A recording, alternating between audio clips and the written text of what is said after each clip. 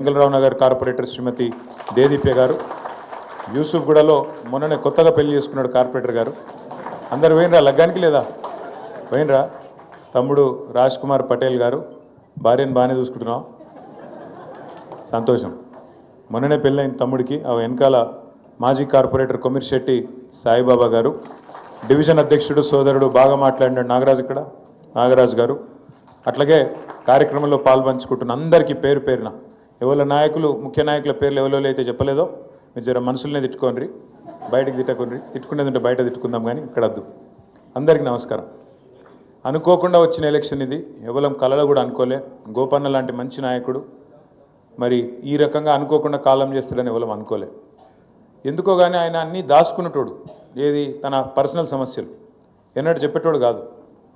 Election అయిపోయాక కూడా ఒకరోజు మేమందరం ఏదో వేరే పని మీద మనము హాస్పిటల్కి పోయినాం, మరి ఏఐజీ హాస్పిటల్. నేను చెప్తే ఇప్పుడు నమ్మరు, కానీ నమ్మశక్యం కాకుండానే ఉంటుంది. హాస్పిటల్కి పోయినాం, పెద్దలు కేసీఆర్ గారికి ఏదో చెకప్ ఉండే. పోయి ఆ రూమ్లో పోయి అందరం కూర్చొని సార్ చెకప్ అయిపోయింది, ఇట్లా బయటకు వచ్చి సార్ని లిఫ్ట్ కాడికి పంపించినాక అక్కడ ఒక ఏఐజీ హాస్పిటల్ ఆయన ఉరికొచ్చి చెప్పిండు, సార్ ఇంకో 2 రూమ్లు అవతల గోపీనాథ్ సార్ ఉన్నాడు అన్నాడు. గోపీనాథ్ సార్ అంటే ఎవరు అన్న? మాగంటి అన్నాడు. అగో మాగంటి గోపీనాథ్ ఇక్కడ ఉండుడేంది, మాకు తెలియకపోయింది అని నేనన్నా. లేదు సార్ ఉన్నాడు సార్ అన్నాడు. అంటే నేను వెంటనే పోతే ఆ రూమ్లో పోతే సునీతమ్మ, గోపన్న, పిల్లలు అందరు ఉన్నారు. నేను అడిగితే ఏమన్నా చెప్పకపోతే కనీసం హాస్పిటలైజ్ అయితే కూడా చెప్పవా, నీకు సమస్య వస్తే కూడా చెప్పవా, ఎట్లా అంటే ఇది పెద్ద విషయం కాదు సార్, ఏముందన్నా ఇది ఏం కాదు, మంచిగా అయిపోతా, 4 రోజుల్లో మంచిగా అయిపోతా, నేను అందుకే ఎవరికి చెప్పన్నా అని దబాయించిండు ఉల్టా. అదొకటి ఇదొకటి మాట్లాడినా. ఆయనకి సినిమాలు అంటే బాగా ఇష్టం ఉండే. అక్కడ టీవీలో సినిమా చూస్తుండు, ఏముంది ఈ సినిమా ఎట్లుంది, ఆ సినిమా ఎట్లుంది, కొంచెం ముచ్చట పెట్టినాం.